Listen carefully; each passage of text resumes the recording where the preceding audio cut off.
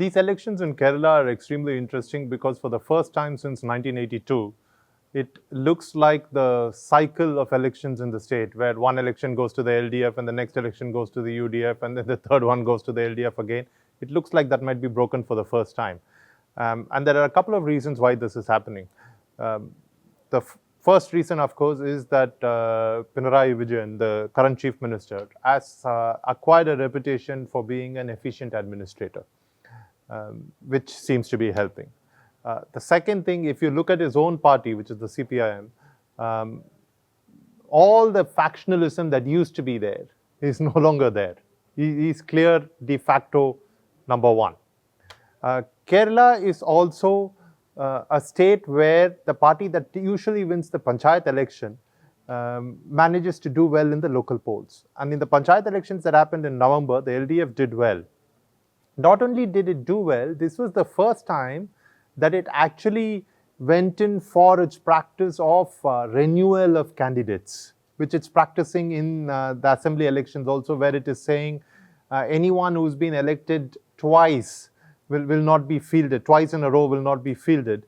And that actually could help it overcome the anti-incumbency factor, which based on evidence from 1982, is very, very significant in Kerala. So it looks like the LDF could come back to power. That's also what most opinion polls are saying. Opinion polls have been wrong in the past, but this is perhaps one of those times where what's happening in the opinion, what's come out in the opinion polls is also borne out from the narrative on the ground. The UDF, if you look at what happened in 2019 Lok Sabha elections, should have been on an ascendant.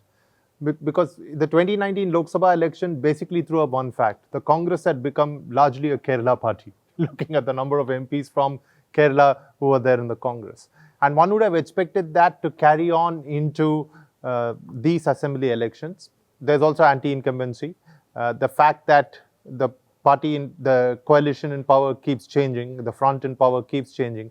But despite that, the UDF doesn't seem to have an advantage.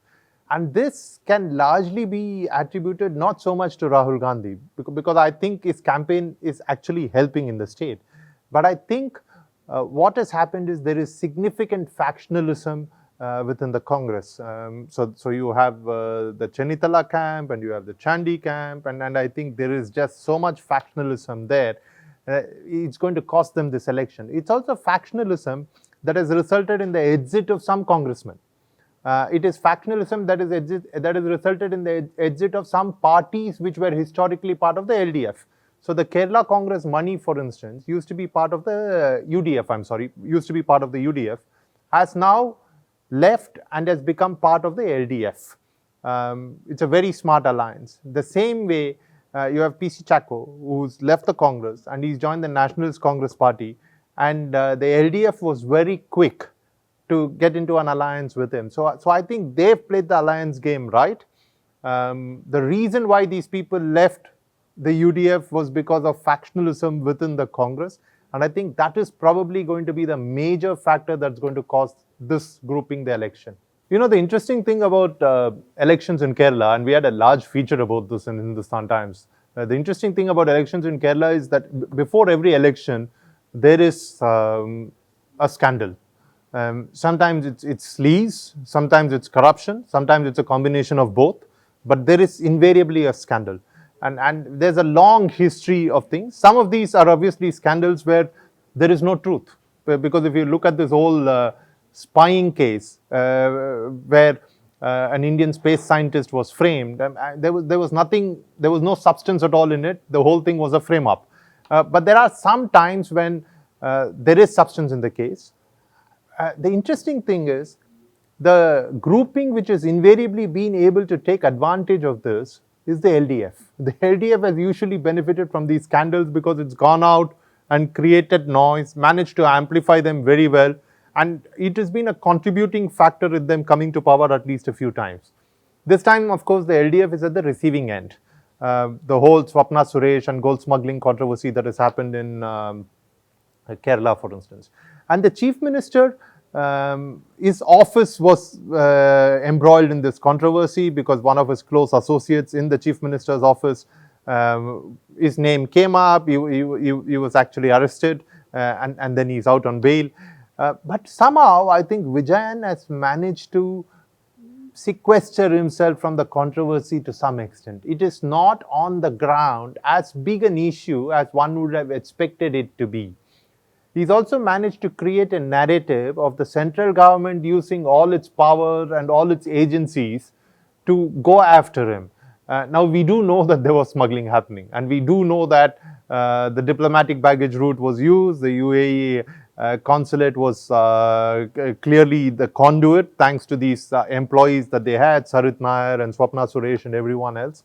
And we do know that there are links between Swapna Suresh and the Chief Minister's office, one of his close aides in the office. But I still think that he's managed to sort of isolate himself from all these, portray this as a case where the might of the union is being brought to bear on a state to sort of influence an election, and that may be helping him a little bit. On the ground, our reporters who are traveling around are not getting the feedback that this is as big an issue as we originally thought it would be. The BJP has got E Sreedharan, who set up Delhi Metro, and in India, of course, we have this tendency of looking at someone who has achieved something in one field and immediately assuming that that person is extremely good in all fields. I think the BJP really had to do this because it doesn't have a strong, charismatic local leader. So it had to depend on a lateral entrant and a phenomenally lateral entrant. I mean, the man is in his 80s and he's really one of the best technocrats this country has ever seen. Is a technocrat going to win votes? I don't know. If you were to ask me if there are two states where technocrats could probably win votes, if you were to look at social indicators, they would probably be Tamil Nadu and Kerala. Among the highest social indicators, among the highest literacy. Will it work in Kerala? I really don't know. Is it going to help the BJP become a kingmaker, which is exactly what Mr. Sreedharan himself has been saying? I doubt that. I just think it would be an exaggeration to expect the party to have enough of a vote share to actually help either the LDF or the UDF get a majority and form the government. I think whichever party wins a majority is probably going to win, whichever grouping wins a majority is probably going to win it on its own. But it is interesting that the BJP has done this.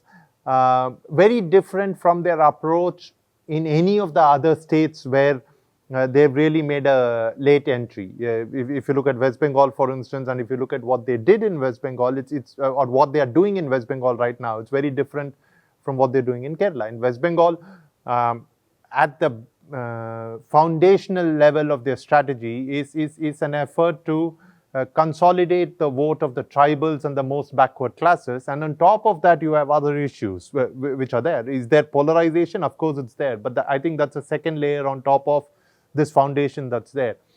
In Kerala, I do not think that is their approach, and in many ways it's a contradiction of sorts, because if you look at the RSS, the BJP's ideological parent, Kerala is one of the states where it is the most active.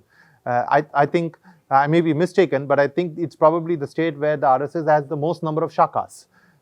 So for the BJP to not actually be in a position to say that, you know, we are going to do reasonably well in this election is strange, but that is the way things are. I don't think we are going to see the kind of, I don't think this is going to be the kind of tipping point election that we saw in Karnataka a few years ago, and I don't think it's going to be the kind of tipping point election that West Bengal in 2019 was in the Lok Sabha elections, when you know you could see the power beginning to shift, and we'll of course have to wait and see how West Bengal plays out this time.